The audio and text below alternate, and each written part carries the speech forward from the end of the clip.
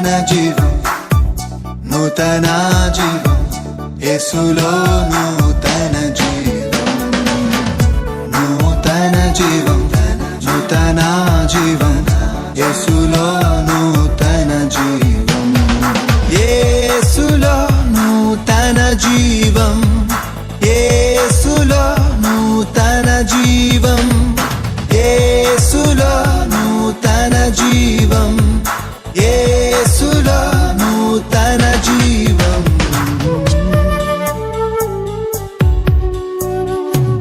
నూతన జీవం, నూతన జీవం, యేసులో నూతన జీవం, నూతన జీవం, నూతన జీవం, యేసులో నూతన జీవం, యేసులో నూతన జీవం. Praise the Lord. Greetings to you all in the precious name of our Lord Jesus Christ. We welcome you all to this beautiful program, New Life in Jesus Christ. May the Lord lead us according to His will and speak us through His word. Now, Pastor Moses Abhishek will deliver the word of God. యేసులో నూతన జీవం అనే ఈ ఆధ్యాత్మిక TV కార్యక్రమానికి మిమ్మల్ని ప్రేమతో ఆహ్వానించుచున్నాము. మీరు ఈ కార్యక్రమం ద్వారా, వాక్యం ద్వారా ఎంతగానో ఆశీర్వాదం పొందుచున్నారని మేము ఆశించుచున్నాము. ఇప్పుడు పాస్టర్ మోజెస్ అభిషేక్ గారు దేవుని యొక్క వర్తమానాన్ని అందజేస్తారు. హల్లెలూయా. దేవుని యొక్క ఘనమైన నామానికి మహిమ కలుగును గాక. ఈ దినమున ప్రభుల వారి యొక్క సన్నిధానంలో దేవుని యొక్క వాక్యం వినుటకును, దైవాశీర్వాదము చేత నింపబడుటకును ఆసక్తితో చేరవచ్చిన మిమ్మల్ని అందరినీ దేవుడు దీవించును గాక. అదే రీతిగా మనతో పాటు నేటి కార్యక్రమాన్ని వీక్షిస్తున్న వారికి, వాక్యాన్ని వింటున్న వారికి కూడా దేవుడు ఆయన యొక్క మేలులు, ఆయన యొక్క దివ్యమైన కృపను దేవుడు కురిపించును గాక. I'm so grateful for all the people who are watching this television program this wonderful message. ఈ యొక్క వర్తమానాన్ని వీక్షిస్తున్న వారందరికీ నా యొక్క కృతజ్ఞతలు తెలియజేస్తూ ఉన్నాను. ఈ దినమున ఈ యొక్క వాక్య ధ్యానంలో మనం నేడు ధ్యానం చేయబోతున్న వాక్యంలోనికి మనం వెళ్దాం. Today's message, Matthew's Gospel, chapter 25. మత్తయి సువార్త 25వ అధ్యాయము 1 నుంచి 46 వచనాలు ఉన్నాయి ఈ యొక్క అధ్యాయంలో. 46 వచనాలు మనము నేడు ధ్యానం చేయబోతూ ఉన్నాం. హల్లెలూయా. So all these 46 verses we're talking about one thing. ఈ 46 వచనాలు ఒక అద్భుతమైన సందేశముల గురించి తెలియజేస్తున్నాయి. అదేంటంటే దేవుని యొక్క రాజ్యముల గురించిన మాటలు. It is about the Kingdom of God. ఈ దినమున ఈ యొక్క అధ్యాయం నుంచి మనం ధ్యానం చేయబోతున్న సందేశం యొక్క శీర్షిక ఏంటంటే, the title which we are going to meditate from Matthew's gospel chapter 25 is are you ready? మీరు సిద్ధముగా ఉన్నారా? నీవు సిద్ధముగా ఉన్నావా? దేని కొరకు సిద్ధము కలిగిన వారిగా మనం ఉండాలి. చాలాసార్లు దైవజనులు వారు వాక్యం చెప్తూ ఉన్నప్పుడు చాలాసార్లు మనకు చెప్పే మాటలు ఏంటంటే, మనం దేనికైనా ప్రయాణం వెళ్తున్నప్పుడు మనం ఏం చేస్తాం? సిద్ధపాటు కలిగిన వారిగా ఉంటాం. If we are going somewhere we will be prepared many minutes before. చాలా నిమిషములకు ముందే మనము ఎక్కడికి వెళ్ళాలన్నా సిద్ధపాటు కలిగి ముందుకు వెళ్తాం. ఇంకా మంచిగా చెప్పాలంటే, మధ్యాహ్నం భోజనం చేయడానికి ఉదయమే ఆహారాన్ని ఏం చేస్తాము? సిద్ధపరచుకుంటాం. కాసేపు అయిన తర్వాత భోజనం చేయడానికి రాత్రి మీరు వచ్చే ముందు ఏం చేసుకుని ఉండవచ్చు? ఆహారాన్ని సిద్ధపరచుకొని ఉండవచ్చు. ఎవ్రీవన్ ఆ యొక్క సమయమునకు దేన్ని ఉంచుకొనక దానికి ముందే ఏం చేస్తాం? మనం అన్నిటినీ సిద్ధపరచుకునే వారిగా ఉంటాం. లేదు అని మనం తలంచినట్లయితే 7 గంటలకు చేయవలసిన భోజనము 10 అవుతుంది, 12 గంటలకు చేయవలసిన భోజనము 3 అవుతుంది, లేదా సాయంత్రము 9 గంటలకు లేదా 8 గంటలకు తినవలసిన ఆ యొక్క ఆహారము 11 గంటలకు తినేవారిగా ఉంటాం. Everything will be collapse. Schedule అంతా పాడైపోతుంది వెన్ వీఆర్ నాట్ రెడీ. మనము సిద్ధపాటు లేని వారిగా ఉంటే మన యొక్క క్రమము అంతా అది నాశనమైపోయేదిగా ఉంటుంది. కనుక మన యొక్క క్రమమును పోగొట్టుకొనక మన యొక్క జీవితాన్ని మనం నాశనం చేసుకోనకుండా ఉండాలి అంటే మనం ఎలా ఉంటాము? సిద్ధపాటు కలిగిన వారిగా మనం ఉంటాం. హల్లెలూయా. నేటి దినాల్లో పిల్లలు ఎగ్జామ్స్ రాస్తూ ఉన్నారు. When they are writing or going to write exams రాయబోతున్నవారు, రాసిన వారు, రాస్తున్నవారు చేసే పని ఏంటి? ఎగ్జామ్ హాల్లోకి వెళ్ళి నేను చదువుకుంటానంటే చదువుకొనిస్తారా? బుక్ కూడా లోపలికి తీసుకెళ్ళినవారు. యు ఆర్ నాట్ అలౌడ్ అంటారు. మీరు బుక్ పట్టుకెళ్ళడానికి అనుమతి లేదు. ఎందుకంటే ఇది ఎగ్జామ్ హాల్. నేను ఎగ్జామ్ హాల్లో నీకు బుక్ పట్టుకెళ్ళి అక్కడ చదువుకుంటానంటే కుదరదు. నీకు ముందే ఏం కలగాలి? సిద్ధపాటు కలిగి నీవు ఉండాలి. You must be prepared or ready before coming to the examination hall. మరి ఆధ్యాత్మికతలో దేవుడు మనలను తన రాజ్యములోనికి చేర్చుకునే దినము సమీపించుచున్న కొలది మనము ఎలాగ సిద్ధపాటు కలిగిన వారిగా ఉంటున్నాం? ఆ దినమున చూసుకుందాంలే, ఆ క్షణమున చూసుకుందాం, ఆ గడియ చూసుకుందాం, యేసయ్య వచ్చినప్పుడు మాటలే అనుకుంటూ మనం ఉన్నప్పుడు దేవుడు మనలను చూచి ఆయన ఇష్టపడేవాడు కానే కాదు. ఈ 25వ అధ్యాయంలో అలాగున్న యేసయ్య నోటి నుంచి వస్తున్న మాటల్లో 3 భాగాలు ఉన్నాయి. 3 points which we are going to meditate today. And there are 3 parts in this 25th chapter. 25వ అధ్యాయంలో 3 భాగాలు ఉన్నాయి. సిద్ధపాటు కలిగిన వారిగా ఉన్నారా? ఆర్ యు రెడీ? దేని కొరకు మనం సిద్ధపాటు కలిగిన వారిగా ఉండాలి అన్నది 3 మాటల్లో మనం చూద్దాం. Let's read 25:1. 25వ అధ్యాయం మొదటి వచనం. పరలోక రాజ్యము తమ దివిటీలు పట్టుకొని పెండ్లి కుమారుని ఎదుర్కొనుటకు బయలుదేరిన 10 మంది కన్యకలను పోలి ఉన్నది. హల్లెలూయా. సో మొట్టమొదటిగా యేసుక్రీస్తు ప్రభుల వారు చెప్తున్న మాట మనం చూసినట్లయితే 25వ అధ్యాయంలో మొదటి వచనం నుంచి 13వ వచనం వరకు బుద్ధి కలిగిన కన్యకలు, బుద్ధి లేని కన్యకలు వారు ఎలాగున పెండ్లి కుమారునితో వివాహము కొరకు సిద్ధపాటు కలిగి ఉంటున్నారు అన్నది ఇక్కడ ఈ వచనాల్లో 13 వచనాల వరకు తెలియజేస్తున్నాడు. Up to 13th verse we see a parable of virgin brides. కన్యకల యొక్క ఉపమానాన్ని మనం 13వ వచనం వరకు చూస్తాం. యేసయ్య అంటూ ఉన్నాడు, పరలోక రాజ్యము 10 మంది కన్యకలను పోలి ఉన్నది. వారు ఏం చేస్తున్నారంటే దివిటీలు పట్టుకొని పెండ్లి కుమారునితో వివాహము కొరకు ఎదురు చూస్తూ ఉన్నారు అని యేసయ్య చెప్పి తదుపరి అంటూ ఉన్నాడు, వారిలో 5 బుద్ధి కలిగిన వారు, 5 బుద్ధి లేని వారు. ఈ వచనాలన్నీ మనకు తెలుసు. వచనాల్లో ప్రాముఖ్యంగా నేడు మీకు తెలియజేయాలనుకుంటున్న మాట ఏంటంటే ఒకసారి 3వ వచనాన్ని చదువుదాం. Let's read verse 3. బుద్ధి లేని వారు తమ దివిటీలు పట్టుకొని తమతో కూడా నూనె తీసుకొని పోలేదు, బుద్ధి గలవారు తమ దివిటీలతో కూడా సిద్ధలో నూనె తీసుకొని పోయిరి. పెండ్లి కుమారుని యొక్క రాక ఆలస్యం అవుతుందని అందరూ పడుకున్నారు. అయితే నిద్రించుచుండగా అర్ధరాత్రి పెండ్లి కుమారుడు వస్తున్న శబ్దం వచ్చి ఉన్నది. రాగానే అందరూ దివిటీలు పట్టుకొని నుంచున్నారట. నుంచున్నప్పుడు జరుగుతున్న మాటలు మనం చదువుదాం. 8వ వచనం. బుద్ధి లేని ఆ కన్యకలు మా దివిటీలు ఆరిపోవుచున్నవి గనక నీ నూనెలో కొంచెము మాకీయుడని బుద్ధి కలిగిన వారిని అడిగిరి. ఒకసారి నా వైపు చూస్తూ వాక్యం విందాం ఈసారి. సో ఈ యొక్క ఉపమానం మనలో చాలా మందికి తెలుసు. చిన్నపిల్లలకు కూడా సండే స్కూల్లో చాలా మంది టీచర్స్ నేర్పిస్తున్న మాటలు ఇవి. 5 బుద్ధి కలిగిన వారు, 5 బుద్ధి లేని కన్యకలు. బుద్ధి కలిగిన స్త్రీలు ఏం చేశారంటే వారి యొక్క దివిటీని సిద్ధిలో వేసుకునే నూనెను వారు ఏం చేసుకుని ఉన్నారు? సిద్ధపాటు చేసుకుని ఉన్నారు. The 5 wise bride, they were prepared to meet the bridegroom with lampstands. But the unwise 5 brides, కానీ బుద్ధి లేని 5 కన్యకలు, they didn't take the oil to fill the lampstand. ఆ యొక్క దివిటీలో సిద్ధను వారు నింపుకొనడానికి వారు నూనెను వారు తీసుకొని వెళ్ళలేదు అని మనం చూస్తూ ఉన్నాం. తీసుకొని వెళ్ళలేదు, అందరూ పడుకున్నారు. ఎందుకంటే పెళ్లి కుమారుని యొక్క రాక ఆలస్యం అవుతున్నది అట. పెండ్లి కుమారుడు చెప్పి వస్తాడా అంటే చెప్పి రాడు అని చెప్పడానికి యేసయ్య అక్కడ ఆలస్యం అవుతున్నది అంటూ ఉన్నాయి. నేటి కాలంలో నేను ఇందాక మనం ముందు అధ్యాయాలు ధ్యానం చేసినప్పుడు కూడా మనం చూసి ఉన్నాం. దేవుని యొక్క రాకడ ఆలస్యం అవుతున్నది అని తలంచుచున్న వారు ఉన్నారు. ఆలస్యం అవుతున్నది, ఆయన వస్తాడా రాడా అని చింతిస్తున్న వారు ఉన్నారు. రాడు అని చెబుతున్న వారు ఉన్నారు. అయితే లేదు, పెళ్లి కుమారుడు ఆయన వచ్చే సమయాన్న ఆయన వస్తాడు. అది ఆలస్యం మనకి, దేవునికి కాదు. అది ఆయనకు సరైన సమయం. మనకు ఆలస్యం అవ్వచ్చు. ఏంటి ఇంకా రావడం లేదు, యేసయ్య వస్తానని చెప్పాడు, 2000 సంవత్సరాలు అయిపోయాయి, ఇంకా రావడం లేదేటి అనుకునవచ్చు. ఆలస్యము మనకు, దేవునికి అది ఆలస్యము కాదు. దేవుడు ఆయన ప్రతి క్రియను ఆయన యొక్క చిత్తానుసారమైన సమయంలో దేవుడు జరిగించే వాణిగా ఆయన ఉన్నాడు. హల్లెలూయా. కనుక యేసయ్య ఆయన వచ్చే సమయాన్న, అంటే పెళ్లి కుమారుడు వచ్చే సమయాన్ని పెళ్లి కుమారుడు వస్తూ ఉండగా ఈ బుద్ధి లేని కన్యకల యొక్క దివిటీలో లేదా వారి యొక్క ల్యాంప్ స్టాండ్ లో ఉండవలసిన ఆ యొక్క నూనె ఏమైపోయింది? అయిపోయి ఉన్నది. అంటే ఇక్కడ ఒక మాట మనం అర్థం చేసుకున్నారు. బుద్ధి లేని కన్యకల దగ్గర ఆ యొక్క బుడ్డి ఉన్నది, ఆ ల్యాంప్ స్టాండ్ ఉన్నది. ఆ ల్యాంప్ స్టాండ్ లో వారు ఎన్నో కాలముల నుంచి వాడుతున్న కొంచెం నూనె ఉన్నది. వారు మొత్తానికి నూనె లేకుండా పెళ్లి కుమారుని ఎదుర్కొనడానికి వెళ్ళిన వారు కాదు. కొంచెం నూనె ఉన్నది వారి దగ్గర, అది సరిపోతుంది పెళ్లి కుమారుని కలుసుకోవడానికి అనుకున్నారు వారు. కానీ పెళ్లి కుమారుడు వచ్చే సమయానికి ఏమైపోయిందంట? ఆ యొక్క సిద్ధిలో ఉన్న నూనె తరిగిపోయి ఉన్నది. ఈ మాటను ఒకసారి మనం పరిశీలన చేస్తే చాలా మంది భక్తులు నేను అనుకునేది, నాలో ఉన్న భక్తి, నేను చేస్తున్న ప్రార్థన, నేను దేవునికి చేస్తున్న ఉపచారం దేవుని యొక్క రాకడలో దేవునితో పాటు ఎత్తబడ్డానికి సరిపోతుంది అనుకుంటూ బ్రతుకుతున్న వారు చాలా మంది ఉన్నారు. కానీ బుద్ధిగల కన్యకలను మనం చూస్తే వారు ప్రతిరోజు సిద్ధపడుతూ ఉన్నారు. ఎక్స్ట్రా సిద్ధపాటు వారికి ఉన్నది. నేడు మన దగ్గర బుడ్లో నూనె ఉన్నది, ఒకవేళ రేపటికి అది అయిపోతుందేమో, కనుక రేపటికి కూడా మనం ఏం చేసుకున్నారంటే నూనెను సిద్ధిలో పెట్టడానికి సిద్ధపరచుకోవాలి అనే ఆలోచన వాళ్ళలో ఉన్నది. The wise brides, they were prepared by taking the oil along with them, that which represents they are prepared in their worship, or they are prepared to do anything for Jesus at any time.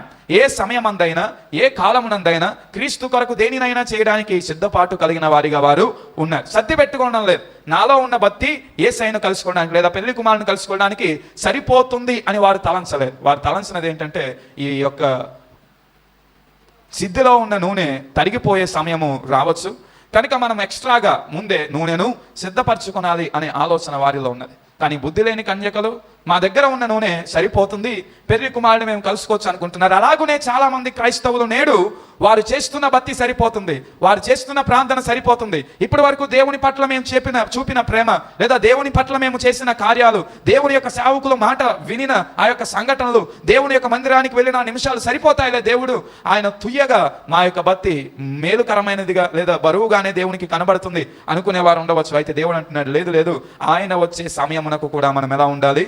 సిద్ధపాటు కలిగిన వారిగా ఉండాలి. So the first point is, are you ready to face the bridegroom in your wedding? Are you ready to wed with Jesus? యేసయ్యతో వివాహము కొరకు నీవు సిద్ధంగా ఉన్నావా? Are you ready for your marriage? నీ వివాహమునకు నీవు సిద్ధంగా ఉన్నావా? వివాహమునకు సాధారణంగా సిద్ధపడేవారు ఎప్పుడు సిద్ధపడతారు? వివాహం రోజున సిద్ధపడతారా? వివాహం రోజున సిద్ధపడితే ఒక్క పని కూడా జరగదు. ఈ యొక్క కాలంలో ఆహారం మనకు సిద్ధపడి ఏ క్యాంటీన్ వాడైనా మనకు తీసుకుని రావాలంటే కనీసం ఒక 10 రోజులు ముందైన వారికి చెప్పాలి. టెంట్ వేసి స్టేజ్ వేసి డెకరేషన్ చేయాలి అంటే వారికి కూడా కనీసం ఒక వారం రోజుల ముందైనా చెప్పాలి. చిన్న వివాహం అయితే, పెద్ద వివాహం అయితే కనీసం ఒక 4 రోజుల ముందైనా ఖచ్చితంగా చెప్పాలి. ఇంకా షాపింగ్ చేయాలి, వస్త్రములు కొనుక్కోనాలి, వస్త్రములు పంచిపెట్టాలి, గిఫ్ట్లు పంచిపెట్టాలంటే కనీసం ఒక 1 రోజులు 2 నెలల క్రితమే దాన్ని అంతా సిద్ధపరచుకున్నారు. దీని అంతటికి ధనం కావాలి అంటే కొన్ని సంవత్సరాలు సిద్ధపాటు కలిగి ఉండాలి. ఇదంతా వద్దు, ప్రమాణాలతో నేను వివాహం చేసేసుకుంటాను, only covenants or only oaths, only ప్రమాణాలు మాత్రమే తీసుకుంటానంటే ప్రమాణాలకైనా నీవేం పడాలి? సిద్ధపాటు కలిగి ఉండాలి. కనుక వివాహం జరగాలి అంటే ఖచ్చితంగా సిద్ధపాటు ఎంత ప్రాముఖ్యమో అదే రీతిగా ఒక విశ్వాసి యేసు క్రీస్తుని ఎదుర్కొని పరలోక రాజ్యంలో చేర్చబడాలి అంటే నేడున్న భక్తి మనకు సరిపోదు. మనం అనుదినము భక్తిలో ముందుకు కొనసాగే వారిగా ఉండాలి. హల్లెలూయా. అందుచేత అపోస్తలుడైన పౌలు గారు ఆయన ఫిలిప్పీలకు రాసిన పత్రిక రాస్తున్నప్పుడు 1వ అధ్యాయము 10 నుంచి 12వ వచనం వరకు వెళ్తున్న వచనాల్లో 12వ వచనంలో ఒక అద్భుతమైన మాటను తెలియజేస్తూ అంటూ ఉంటాడు, మీరు నిష్కలంకులను నిర్దోషులను కావాలని ప్రార్థిస్తున్నాను. ఎప్పటికీ? క్రీస్తు దినమునకు మీరు నిష్కపటులను నిర్దోషులను కావాలని నేను ప్రార్థిస్తున్నాను అని అక్కడ స్పష్టంగా రచించి ఉన్నాడు. క్రీస్తు దినమునకు అనే మాటను చాలాసార్లు చెప్తూ ఉన్నప్పుడు మనం ధ్యానం చేసిన విషయం ఏంటంటే, క్రీస్తు దినమున అనడం లేదు, క్రీస్తు దినమునకు అంటున్నాడు. అంటే నేటి నుంచి ఆ దినమునకు మనము నిర్దోషులుగాను నిష్కపటలుగాను కనబడినట్లు మనం పరిశుద్ధులుగా మార్చుకున్నారు, లేదా మనం సిద్ధపాటు కలిగిన వారిగా ఉండాలి. అలాగున ఉన్నప్పుడే దేవుడు ఆయన రాకడ దినమున మనల్ని పరలోక రాజ్యంలో చేర్చుకునే వానిగా ఉంటాడట. హల్లెలూయా. కానీ ఇక్కడ బుద్ధి లేని కన్యకలు, లేదు లేదు, మా దగ్గర ఉన్న నూనె సరిపోతుందిలే, కావలిస్తే ఆ సమయాన్ని ఎవరినైనా అడిగి తీసుకోవచ్చులే అనుకున్నారు. అక్కడ వారు అనుకున్న ప్రకారం నూనె అయిపోగా బుద్ధి కలిగిన కన్యకలను అడుగుతున్నారట, మాకు కొంచెం నూనె ఇవ్వండి, పెళ్లి కుమారుడు రావడం ఆలస్యం అవుతుంది కదా, మా దివిటీలు ఆరిపోతూ ఉన్నాయి, నూనె ఇవ్వండి, మేము మా యొక్క సిద్ధులో నూనె పోసుకొని దివిటీని వెలిగించుకుంటామంటే వారు అన్నారట, లేదు లేదు, ఇది మాకే సరిపోదు, కనుక మీరు కొట్టుకు వెళ్ళి కొనుక్కోనండి అనగానే వారు కొట్టుకు వెళ్ళి కొనుక్కోవడానికి ప్రయత్నం చేశారట. ఆ సమయానికి పెళ్లి కుమారుడు వచ్చాడు, ఆ సిద్ధపాటు కలిగిన కన్యకలను తీసుకొని వెళ్ళిపోయాడు. సో దేవుడు వస్తున్న సమయాన్ని నేను భక్తి చేస్తాను. యేసయ్య మేఘారుడై ఆయన మేఘముల మీద ప్రత్యక్షమైన ఆ సమయాన్న నేను మోకరిల్లుతాను, నేను ప్రార్థిస్తాను, యేసయ్య దేవుడని ఒప్పుకుంటానంటే ఆ సమయాన్ని ఒప్పుకోకుండా ఎవడో ఉండదు. ఎందుకంటే ఫిలిప్పీలకు రాసిన పత్రికలో దేవుడు అంటూ ఉన్నాడు, ప్రతి నాలుక ఆయన దేవుడని ఒప్పుకొనును, ప్రతి మనుషుడు ఆయన ముందు మోకరిల్లును అనే మాట మనం చూస్తూ ఉన్నాం. యేసయ్య ఆయన రాకడ చూడగా ప్రజలందరూ రొమ్ము కొట్టుకొని ఏడుస్తారని బైబిల్ గ్రంథంలో రచించబడి ఉన్నది. గడిచిన అధ్యాయం 24వ అధ్యాయంలో కూడా మనం చూస్తున్నాం. ఎందుకంటే ప్రజలందరికీ ఆయన ప్రత్యక్షం అవుతాడు. ఇక ఆ సమయాన్న నువ్వు ఎంత ఏడ్చినా, ఎంత ఒప్పుకున్నా, ఎంత భక్తి చేస్తానని నీవు తీర్మానం తీసుకున్నా ఇంకా ఏ ప్రయోజనము ఉండదు. కనుక నేడే మనము సిద్ధపాటు కలిగిన వారిగా ఉండాలి. So this is the time to get ready to face your groom, that is Jesus. నీ యొక్క వరుడైన యేసు క్రీస్తు ప్రభుల వారిని చేరుకొనడానికి సిద్ధపడవలసిన సమయము ఇదే, ప్రియవధువు అయిన సంగమ. That's why I say a Christian must continue his devotion till his death or till the coming of Jesus. ఒక క్రైస్తవుడు తన యొక్క భక్తి జీవితాన్ని, భక్తి చేయడాన్ని, క్రీస్తుని కలవడాన్ని, మందిరానికి రావడాన్ని, ప్రార్థన చేయడాన్ని, దేన్నైనా భక్తి విషయంలో తుది శ్వాస వరకు కొనసాగించేవానిగా ఉండాలి, లేదా యేసయ్య రాకడ వరకు కొనసాగించేవానిగా ఉండాలి. We must be prepared each and every day. ప్రతిరోజు మనల్ని మనం సిద్ధపరచుకున్నప్పుడే క్రీస్తు రాకడ దినమున ఆయన యొక్క రాజ్యంలోనికి మనము చేర్చబడే వారిగా మనం ఉంటాం. హల్లెలూయా. కనుక గుర్తు పెట్టుకోనండి, మన భక్తి నేడు రేపటికి సరిపోదు. రేపు కూడా భక్తి చేయండి, తర్వాత రోజు భక్తి చేయండి, ఆ తర్వాత రోజు భక్తి చేయండి, చచ్చిపోయే వరకు మనం భక్తి చేస్తూనే ఉండాలి. లేదు ఆ గడియలో ఆ క్షణమున అనుకున్నవారు అక్కడికి వచ్చారట. తర్వాత కొంచెం నూనెను తీసుకుని వచ్చినప్పుడు అరుస్తున్నారట, పెండ్లి కుమారుడా తలుపు తీయి, తలుపు తీయి, తలుపు తీయి అయ్యా, తలుపులు తీయ్యా అని అడుగుతూ ఉన్నప్పుడు ఆయన అంటున్నారట, మిమ్ముని నేను ఎరగను, మీతో నిశ్చయముగా చెప్పుచున్నాను నేను. ఐ డోంట్ నో యూ, మీరెవరు? విషయం మనకు అర్థం కావాలి. దేవుడు వారు ఎవడు అని ఎందుకు అడుగుతున్నాడు? ఇప్పటి వరకు వారు సిద్ధులో నూనెను కలిగి ఉన్నవారే అప్పటి వరకు, అలాగే కన్యత్వాన్ని కాపాడుకున్నవారే అప్పటి వరకు వారి యొక్క జీవితాన్ని భక్తి అందు కొనసాగించిన వారే మన యొక్క భాషలో మాట్లాడుకుంటే, లేదా అక్కడ ఉన్న అవమానం యొక్క అర్థాన్ని మాట్లాడుకుంటే. కానీ దేవుని యొక్క రాకడ వస్తున్న సమయాన్న వారిలో భక్తి అన్నది కనబడలేదు దేవునికి. అందుచేత మీరెవరో నాకు తెలియదు అంటున్నాడు. మీరెవరో నాకు తెలియదు, మీరెవరో నాకు తెలియదు. I don't no you. కనుక మీకు నా యొద్దకు అనుమతి లేదు. కనుక నేడు చేస్తున్న భక్తి ద్వారా రేపు పరలోక రాజ్యానికి వెళ్ళాలనుకుంటే we will not go there. We must do the devotion every day and every day. ప్రతిరోజు భక్తిని చేసేవారిగా మనము ఉండాలి. ప్రతిరోజు చేయాలి. అప్పుడే దేవుని యొక్క రాజ్యంలో మనము ప్రవేశించేవారిగా ఉంటాం. హల్లెలూయా. కనుక యేసయ్యను కలుసుకోవడానికి సిద్ధంగా ఉన్నారా? అయితే బుద్ధిగల కన్యకల వలె నా భక్తి సరిపోతుంది అని తలంచక ప్రతిరోజు భక్తిలో నూతన పరచుకోనండి మిమ్మల్ని మీరు. అప్పుడు ఖచ్చితంగా మీరు పరలోక రాజ్యంలో చేర్చబడే జాబితాలో ఉండేవారిగా ఉంటారు. హల్లెలూయా, హల్లెలూయా. తదుపరి వచనంలోనికి మనం వెళ్దాం. 14వ వచనాన్ని చదువుకుందాం. పరలోక రాజ్యము ఒక మనుషుడు దేశాంతరమునకు ప్రయాణమై తన దాసులను పిలిచి తన ఆస్తిని వారికి అప్పగించినట్లు ఉండును. అతడు ఒకనికి 5 తలాంతులను, ఒకనికి 2, ఒకనికి 1 ఎవని సామర్థ్యము చొప్పున వానికి ఇచ్చి వెంటనే దేశాంతరమున పోయేను. Hallelujah. So the second thing which we are seeing here, ఈ 25వ అధ్యాయంలో రెండవదిగా మనం చూస్తున్నాం, మనం కూడా మనకు బాగా సుపరిచితము. It is about the parable of talents. అది తలాంతులను గుర్చిన ఉపమానం. 25వ అధ్యాయం 14వ వచనం నుంచి 30వ వచనం వరకు యేసయ్య ఇక్కడ ఈ తలాంతులను గుర్చిన ఉపమానాన్ని తెలియజేస్తున్నాడు. From 14th verse to 30th verse we see about this parable of talents. అయితే మనము దీన్ని ఎలాగా దేని కొరకు సిద్ధపడాలి అని మనం చూస్తూ ఉన్నాం. Are you ready to use your talents? The second point which we are going to meditate is, are you ready to use your talents? నీకివ్వబడిన తలాంతులను సద్వినియోగం చేసుకోవడానికి, ఉపయోగించడానికి నీవు సిద్ధంగా ఉన్నావా? నీకు ఇవ్వబడిన తలాంతులన్నీ ఉపయోగించడానికి సిద్ధంగా ఉన్నావు. వచనాలు మనం చూస్తే ఒక యజమానుడు ఉన్నాడట, దేశాంతరం పోస్తున్నాడట. కనుక ఎవని సామర్థ్యము చొప్పున వానికి తలాంతులను ఇచ్చి ఉన్నాడు అని స్పష్టంగా అక్కడ 14-15 వచనాలు రాసి ఉన్నాయి. ఒకరికి 5 ఇచ్చాడట, ఒకరికి 2 ఇచ్చాడు, ఒకరికి 1 ఇచ్చి ఉన్నాడు యజమానుడు. So listen me carefully. God gives talents differently to different people. దేవుడు విభిన్నమైన తలాంతులను ఒక్కొక్కరికి దేవుడు ఇస్తాడు. ఎలాగున? వారి యొక్క సామర్థ్యమును బట్టి. నాకు ఉన్న తలాంతు మీకు ఉండకపోవచ్చు, మీకు ఉన్న వరము నాకు ఉండకపోవచ్చు. The talents May differ from people to people because God gives them according to their సామర్థ్యం. వారి యొక్క సామర్థ్యతను బట్టి దేవుడు వారికి తలాంతులను ఇస్తాడు. వారు చేయగలరా లేదా, whether they can do or not అన్న దాని మీద దేవుడు వారికి ఏం చేస్తాడు? తలాంతులను దేవుడు ఇచ్చేవానిగా ఆయన ఉన్నాడు. హల్లెలూయా. కనుక నాకు ఉన్న తలాంతు మీకు ఉండాలి అంటే ఏం చేయాలి? తదుపరి వచనాల్లో కొన్ని మాటలు ఉన్నాయి, అది మనం చూద్దాం. అయితే మొట్టమొదటిగా మనం అర్థం చేసుకోవాల్సినది ఏంటంటే, మనుషులందరికీ విభిన్నమైన తలాంతులు ఉంటాయి. మీరు వంట చేసినట్లు నేను చేయలేను, మీ పిల్లలు చేయలేరు, వారికి ఆ తలాంతు లేదు. మీరు పొయ్యి మీద ఏం పెట్టకుండా, స్టవ్ మీద, ఓకే పొయ్యిలు అయిపోయాయి కదా, స్టవ్ మీద ఏం పెట్టకుండా మీ పిల్లల దగ్గరికి వెళ్ళి, సపోజ్ మీ దగ్గర ఉన్న ఒక 5 ఏళ్ల పాపకో లేదా 6 ఏళ్ల పాపకో, నేను ఈరోజు బయటికి వెళ్తున్నాను, నువ్వు వంట ఉండే అంటే కెన్ షీ డూ దట్? అది ఆమె చేయగలదా? లేదు. ఆ తలాంతు మనకే దేవుడు ఇచ్చాడు. వారు ఆ తలాంతు పొందుకోవాలంటే వారికి ఆ సామర్థ్యం రావాలి, ఆ స్థితి, ఆ స్థాయి, ఆ యొక్క కాలము, ఆ వయసు వారికి రావాలి. అప్పుడే ఆ తలాంతును దేవుడు వారికి ఇస్తాడు. స్కూల్లో ఇప్పుడు టీచర్స్ వారు క్లాస్ చెప్తూ ఉండగా, టీచర్ గారు ఈరోజు మీ క్లాస్ మేమేమి వింటాం, ఈరోజు నేను చెప్తాను క్లాస్ మీరు కూర్చోండి అంటే ఎలా ఉంటుంది టీచర్ గారికి? అలా ఎవరన్నా చెప్పగలరా? కష్టమైన పనే.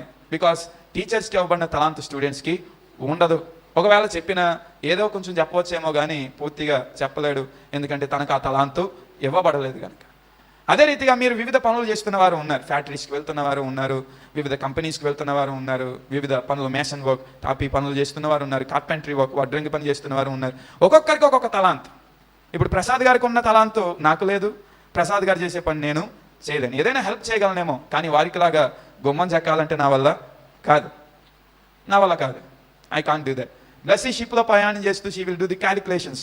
నేను ప్రయాణం చేయమంటే చేయగలనేమో కానీ క్యాలిక్యులేట్ చేయమంటే నేను చేయలేను. I don't know that. నాకు అది తెలియదు. వివిధ తలాంతులు దేవుడు ఒక్కొక్కరికి ఇచ్చి ఉన్నాయి. తాపి మేస్త్రి గారు వల్ల తాపి పట్టుకోమంటే పట్టుకుంటామేమో కానీ ఆ యొక్క గోడను కట్టమంటే మనము కట్టలేం. కట్టడానికి ప్రయత్నం చేస్తే ఎత్తు దిగులు వస్తాయి. మరొకటి వచ్చి రెండో రోజు దాని అంతే కింద పడిపోతుంది.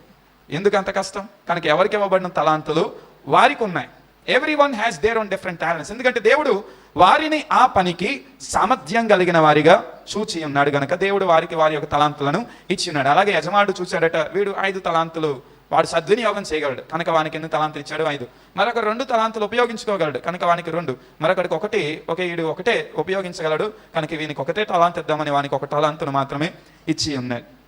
అయితే యజమానుడు దేశాంతమున పోయి మళ్ళా రాగా తలాంతులను తీసుకున్న దాసులందరూ వచ్చినప్పుడు దాసులు ఒక్కొక్కరు వారికి ఇవ్వబడిన తలాంతులను తిరిగి యజమానికి ఇస్తున్నప్పుడు 5 తలాంతులు కలిగిన వాడు 5 తలాంతులను చూపించి, యజమానుడా మీరు 5 ఇచ్చారు నాకు, నేను ఇంకో 5ను సంపాదించి ఉన్నాను, అభివృద్ధి పరిచి ఉన్నాను అని చెప్పి యజమానికి ఇస్తున్నప్పుడు, నమ్మకమైన మంచి దాసుడా నీవు చాలా మంచి ప్రయాణము చేసి ఉన్నావు, పని చేసి ఉన్నావు అని అతన్ని అభినందించినాడు. 2 తలాంతులు కలిగిన వాడు 4 చేశాడు, వాడిని అభినందించినాడు. 1 తలాంతు కలిగిన వాడు వచ్చి అంటున్నాడట, అతన్ని తీసుకొని ఈ పనికి మాలిన దాసుని వెలుపటికి చీకటిలోనికి త్రోసివేయుడి, అక్కడ ఏర్పును పండ్లు కొరుకుటయు ఉండును అంటూ ఉన్నాయి. తలాంతు పోగొట్టుకున్నాడు, ప్రాణాన్ని పోగొట్టుకున్నాడు. ఎందుకంటే ఇవ్వబడిన తలాంతును ఏం చేసుకోలేదు? ఉపయోగించుకోలేదు. నా మాటలు శ్రద్ధగా వినండి. నేడు చాలా మంది దేవుడు వారికి ఇచ్చిన శక్తిని సామర్థ్యాన్ని ఉపయోగించుకోకుండా నాశనము దిశగా ప్రయాణం చేస్తున్న వారు ఉన్నారు. దేవుడు వారికి ఇచ్చిన జీవాన్ని, ఆయుష్ను కూడా ఉపయోగించుకోకుండా చాలా మంది బ్రతుకుతున్నారు. ఆయుష్ కూడా దేవుడిచ్చిన ఒక మహావరం, శక్తి దేవుడిచ్చిన ఒక మహావరం, చేతులు దేవుడిచ్చిన ఒక మహావరం, కాళ్ళు దేవుడిచ్చిన ఒక మహావరం. దేవుడు మనకందరికీ వివిధ తలాంతులను దేవుడిచ్చి ఉన్నాడు. ఈరోజు ఉదయం నేను ఒక వీడియో చూసి ఉన్నాను. ఒక వ్యక్తి ఉన్నాడు, ఆ వ్యక్తికి చేతులు కాళ్ళు లేవు, చేతులు ఉన్నాయి కానీ కాళ్ళు లేవు. కాళ్ళు ఎక్కడి వరకు ఉన్నాయంటే అప్ టు థైస్, తొడల వరకు మాత్రమే ఉన్నాయి. ఆ తొడకి బియ్యం సంచిని కట్టుకొని 2 చెక్క స్టూళ్ళు పట్టుకొని అడవుల్లోకి వెళ్తూ అడవుల్లో పొలాలను కోస్తూ చెట్లను నరుకుతూ ఆ చెట్లు నరుకుతున్న పొలాలను మళ్ళా బండి మీద ప్రయాణం చేసి వెళ్ళి ఒక ట్రక్ మీద ఆ ట్రక్లోకి అన్ని ఎక్కించుకుంటూ వెళ్ళి వ్యాపారం చేసుకుంటూ ఉన్నాడు. చెట్లు ఆ కాళ్ళతోనే ఎక్కుతున్నాడు. నాకు ఇవ్వబడిన ఆయుష్యే నా యొక్క తలాంతు కనుక దాన్నైనా నేను ఉపయోగించుకుంటానని ప్రయత్నం చేస్తూ ఉన్నాడు. నాకు ఉన్న ఈ ప్రాణము దేవుడు నాకు ఇచ్చిన వరం కనుక నేను దీన్ని ఉపయోగించుకోవాలి అని ప్రయత్నం చేస్తున్నాడు. కానీ నేడు ఆయుష్ ఉంది, చేతులు ఉన్నాయి, కాళ్ళు ఉన్నాయి, అన్నీ ఉన్నాయి, కానీ దేన్ని ఉపయోగించుకోకుండా అన్ని అవయవాలుండి కూడా దేహి అని అడుక్కుంటున్న వారిని చాలా మంది యాచకులను మనము చూస్తూ ఉన్నాం. చాలా బాధాకరమైన సంఘటన. కనుక దేవుడు అంటూ ఉన్నాడు, ఇవ్వబడిన తలాంతును ఉపయోగించుకొని వాడు ఎవడై ఉన్నాడు? సోమరి, చెడ్డదాసుడై ఉన్నాడు, చెడ్డవాడై ఉన్నాడు. అతని దగ్గరున్న తలాంతు తీసుకొని వేయబడుతుంది. నీకు దేవుడిచ్చిన జీవకాలాన్ని నీవు సరిగ్గా ఉపయోగించుకోకపోయినా నీ యొక్క జీవకాలాన్ని దేవుడు ఆయన తీసేసుకుంటాడు. నీకు ఇవ్వబడిన చేతులు, కాళ్ళు, అవయవాలు లేదా ఏ వరమునైనా, మాట అయినా, చేత అయినా, జ్ఞానమైనా, పని అయినా, ఏదో ఒక తలాంత్ దాన్ని ఉపయోగించకపోయినా అది కూడా దేవుడు తీసేసుకుంటాడు. తీసుకుని దేవుడు ఏం చేశాడు, లేదా ఆ యొక్క యజమానుడు ఏం చేశాడని మనం అక్కడ చూస్తే 5 తలాంతులు కలిగిన వానికి ఇచ్చేసి అంటున్నాడట, ఎక్కువ కలిగిన వారికి ఇవ్వబడును, అతనికి సమృద్ధి కలుగునట్లు ఇవ్వబడును అంటూ ఉన్నాడు. సో ఇప్పుడు మీకు రాని పని మీకు రావాలి అంటే, మీకు లేని తలాంతు మీరు పొందుకోవాలి అంటే ముందు ఉన్నదాన్ని ఏం చేయాలి? ఉపయోగించుకున్నాను. ఇప్పుడు నాకు రాంది నేను నేర్చుకోవాలంటే ముందు నాకు వచ్చిన దాంట్లో నేను నైపుణ్యత కలిగినప్పుడే రాని దాన్ని నేను ఏం చేసుకోగలను? నేర్చుకునే వాణిగా ఉండగలను. నేనున్న దాన్ని నేర్చుకోకుండా వేరేది రావాలి అంటే అది వచ్చేది కానే కాదు. కనుక మన యొక్క జీవితంలో కూడా దేవుడు మనకిచ్చిన తలాంతులను మనం ఉపయోగించినప్పుడే దేవుడు మరిన్ని తలాంతులను మనకు ఆయన అప్పగించే వాణిగా ఆయన ఉంటాడు. హల్లెలూయా.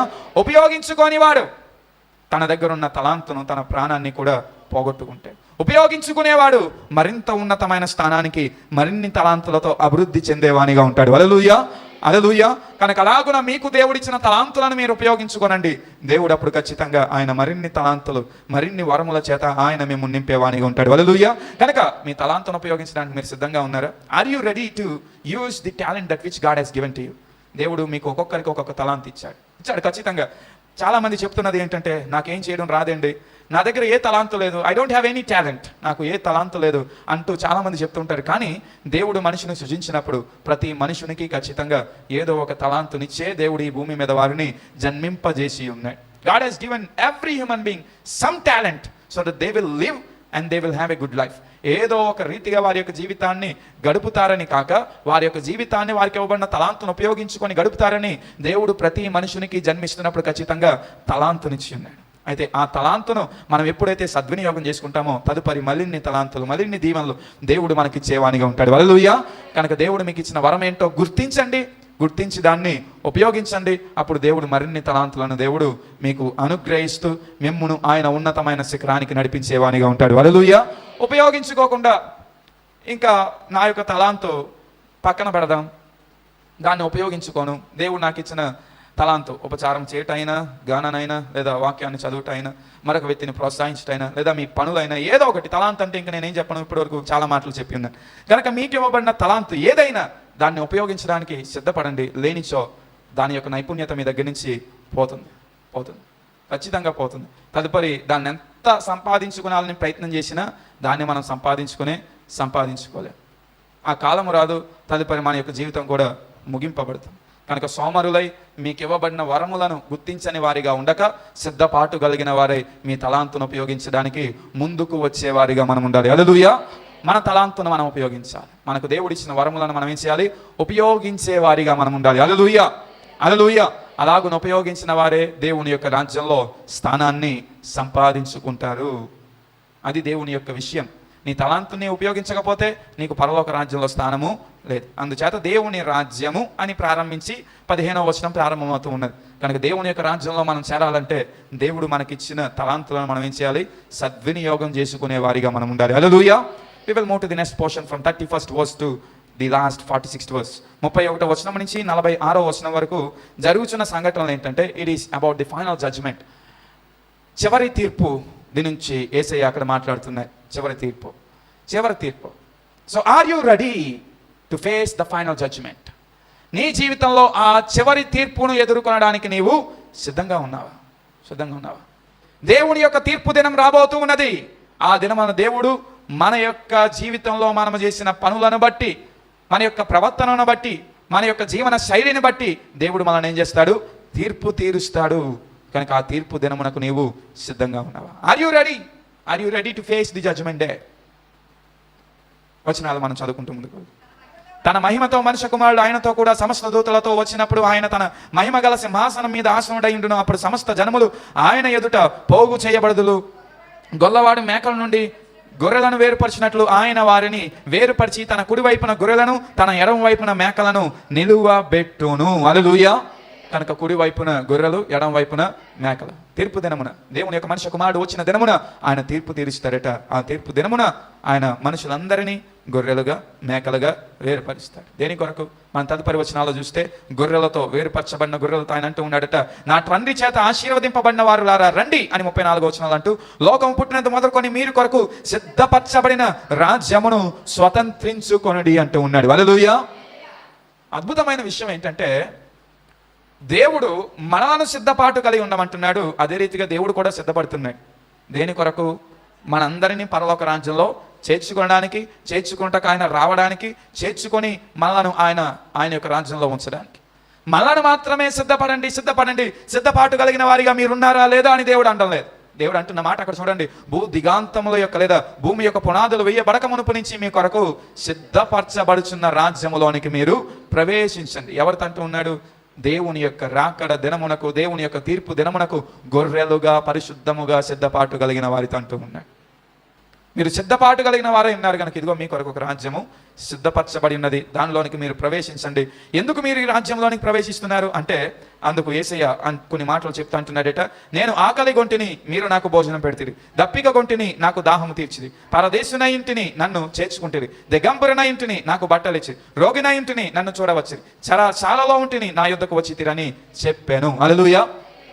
ప్రభా, మేమన్నీ ఎప్పుడు చేశాం? నీవు దిగంబర అయినప్పుడు వస్త్రములు ఎప్పుడు ఇచ్చాం? నీవు ఆకలిగా ఉన్నప్పుడు ఆహారం ఎప్పుడు ఇచ్చాం? నీవు జైల్లో ఉన్నప్పుడు మేము వచ్చి పరామర్శించామంటే యేసు చెప్తున్నాడట, నా సహోదరునికి మీరు చేసినప్పుడు అది నాకు చేసినట్టే.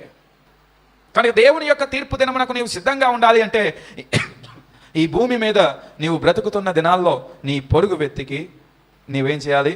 సహాయపడేవానిగా నీవు ఉండాలి, కనికరము చూపించేవానిగా ఉండాలి. మన ఇతరులకు చూపించే కనికరము ఆ తీర్పు దినమున మనను ధైర్యముతో నిలబెడుతుంది.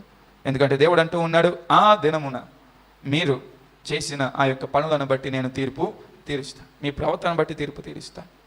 భక్తిని బట్టి మాత్రమే కాదు, మన యొక్క ప్రవర్తన, మన యొక్క క్రియలు, మన యొక్క నీతి, మన యొక్క భక్తి అన్నిటినీ ఆయన చూచిన తర్వాత అప్పుడు ఆయన మనలను గొర్రెలుగా గుంపులోనికి చేర్చి ఆయన మనలను పరలోక రాజ్యంలో నివసింపజేసేవానిగా ఆయన ఉంటాడు. హల్లెలూయా. కనుక ప్రియ దేవుని యొక్క జనాంగమ, తీర్పు దినమునకు నీవు సిద్ధంగా ఉన్నావా? నీలో భక్తి ఉన్నదా? నీలో ఇతరులను ప్రేమించే హృదయం ఉన్నదా? ఇతరులకు సహకరించే స్తోమత లేదా ఆ యొక్క కనికరము నీలో ఉన్నదా? ఇతరులకు జాలి చూపించే జాలి హృదయం నీలో ఉన్నదా? ఇతరులకు చేసేది ఇతరులకు మాత్రమే చేయడం కాదు, అది దేవునికి చేసినట్లు అని దేవుడు అంటున్నాడు. కనుక దేవునికి చేసినట్లు మనం క్రియలు చేయాలంటే ఇతరులకు కూడా మనము సహాయం చేసేవారిగా ఉండాలి. 3 ఉపమానాలు 3 రకములైన విషయాలు. మొట్టమొదటి ఉపమానం ఏమో భక్తి గురించి దేవుడు అంటూ ఉన్నాడు, భక్తి అందు సిద్ధపాటు కలిగి ఉండాలని. రెండవదేమో నీ జీవితాన్ని నీవు సిద్ధపరచుకోవాలి, దేని ద్వారా? నీకు ఇవ్వబడిన తలాంతుల ద్వారా. మూడవది ఇతరులకు సహాయం చేస్తూ దేవుని యొక్క రాజ్యం కొరకు నీవు సిద్ధపడాలి. So God is telling 3 different preparations which we need. భక్తి అందు సిద్ధపాటు కలిగి ఉండాలి, సమాజంలో మంచి జీవితము కలిగి సిద్ధపాటు మనం కలిగి ఉండాలి. అదే రీతిగా మన యొక్క జీవితాన్ని సరిగ్గా సద్వినియోగం చేసుకొని మనం సిద్ధపాటు కలిగిన వారిగా ఉంటే దేవుని యొక్క రాజ్యంలోనికి మనము ప్రవేశించే వారిగా ఉంటాం. Praise the Lord. Dear friends, to watch more sermons and worship songs, please subscribe to our YouTube channel Moses Abhishek, MOSES ABHISHEK, and follow us on Facebook and Instagram @Moses Abhishek Tanity. ప్రియులారా, మరిన్ని సందేశములు మీరు ఆలకించడానికి, మరిన్ని దేవుని యొక్క పాటలు వినడానికి Moses Abhishek అనే YouTube ఛానల్ని సబ్స్క్రైబ్ చేసుకునండి. అలాగే ఫేస్బుక్లోను ఇన్స్టాగ్రామ్లోను మోసెస్ అభిషేక్ టానిటీ అనే మన యొక్క ఛానల్ని ఫాలో అవ్వండి. దేవుడు మిమ్మల్ని దీవించును గాక. For your prayers and support, our address Pastor T. Moses Abhishek, son of Reverend T. Blessing, Emmanuel Church, Bhaskar Nagar, Samarkot, Andhra Pradesh, India 533440. Our phone numbers 8883 29940. May God bless you all.